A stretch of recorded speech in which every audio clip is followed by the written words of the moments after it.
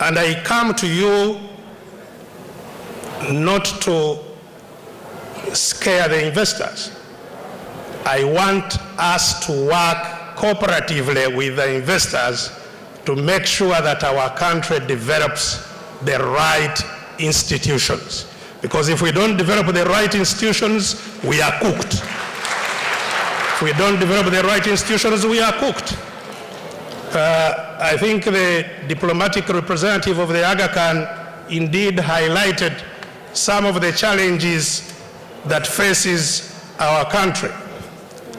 And of course, the emphasis, I'm sure, was his and well placed in diplomatic terms. But let me tell you, if you have the kind of corruption that we have in our country, which arises out of the institutions that we have developed, the kinds of checks and balances, the accountability or lack of it in our institutions, it is not going to be possible to have sustainable development, to have sustainable stability that has been talked about. It's not going to happen. And, ask yourselves, we are a great country, as I have told you, and I hail actually the British government that handed over a functioning economy and a functioning administration in 1962 to Ugandans at independence. But since independence, in our country, no leader has ever handed over power peacefully to another leader. Every change has been mediated by violence. Why? You need to understand that. Because unless, and it's something we can fix, it's not something we can't fix. And this is my passion, my mission, that we fix these problems and have a functioning and stable and prospering country. And actually, I believe in private sector-led growth, private sector-led countries, if you like. In fact, it should be the private sector that controls the politics. In our place, it is not.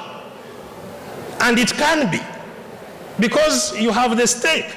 The private sector has the stake. Part of our problems, which is a little different from Kenya's, is that they have actually developed a sizable, private sector, Kenyan private sector, that has an invested stake in the country. In our situation, you'll find that, and that's part of the reason, indeed, investments become a problem. If you want to invest, you'll find that decisions will not be made unless you know somebody. And that's why everybody who is going to invest must end up in a state house. Why should the state house be involved in determining whether they are investments or not? Why? There should be a system. You don't need to see a president in order to invest in a country. There must be functioning systems. But here you go to the president. In order to go to the president, you must pass through the brothers and sisters and all kinds of people, all of whom want something that is going to be chopped from what you are going to invest. There is absolutely no way you can get anywhere,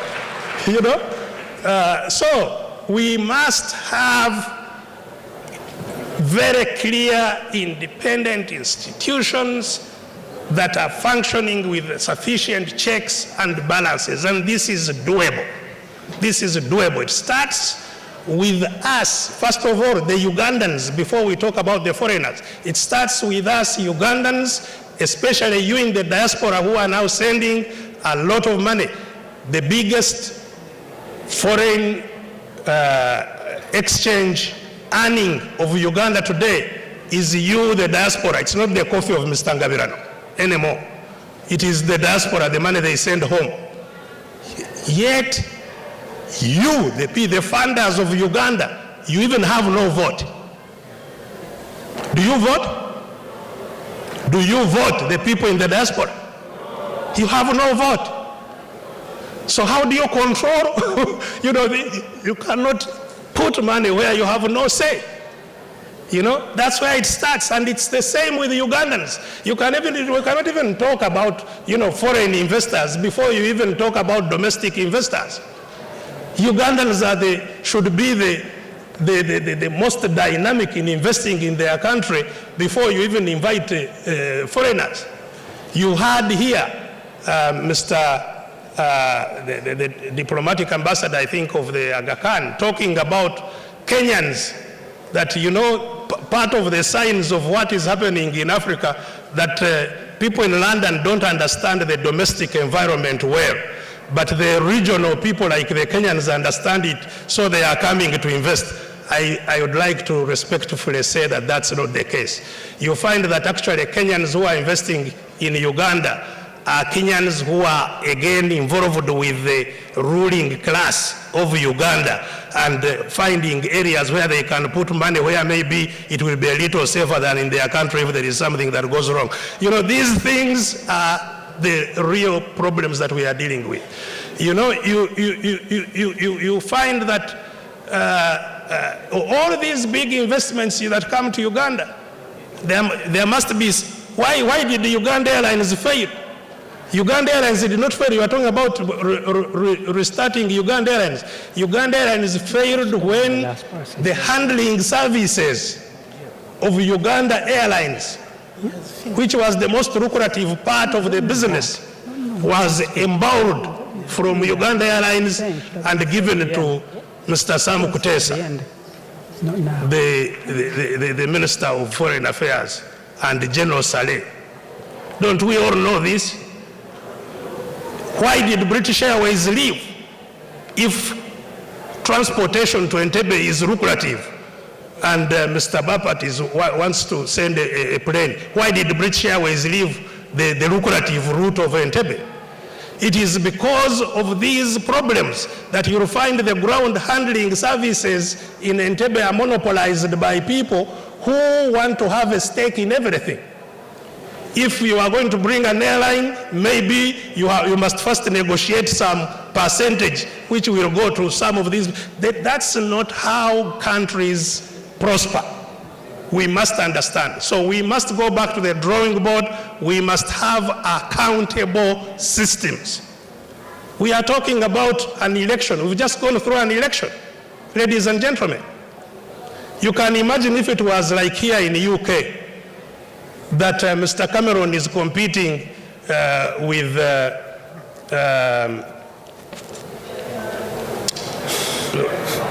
Thoban, and just before the election or during the election, Thoban is in jail,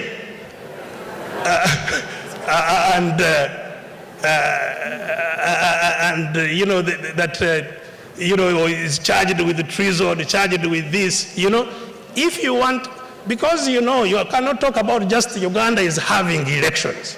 Of course, we have always been having elections. Mr. Museveni started the war immediately after elections.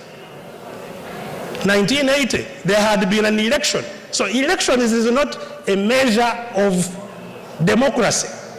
Certainly not, otherwise Mr. Museveni would never have gone to the bush. He did not become a president because he was elected. No, he became a president because he was not elected and took up guns, and guns made him the president.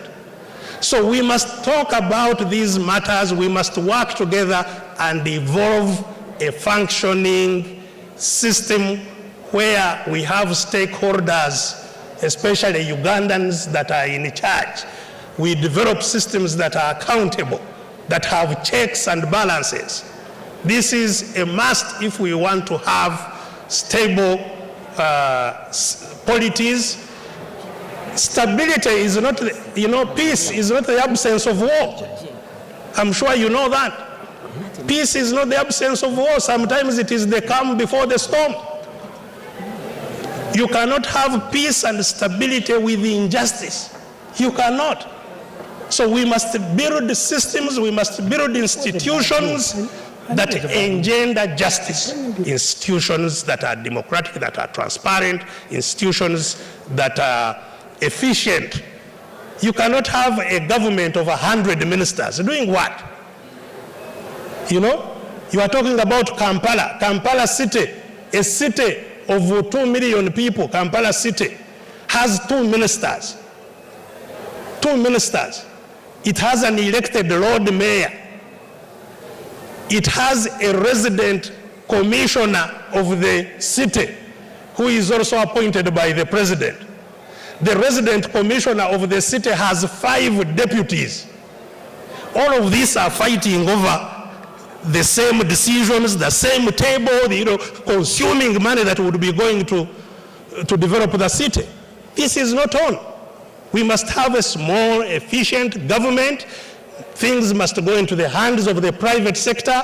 The private sector must run with the development agenda of our country, utilizing institutions that are transparent, institutions that are indeed free and democratic. Thank you very much, ladies and gentlemen. Let's meet in Uganda. Thank you very much.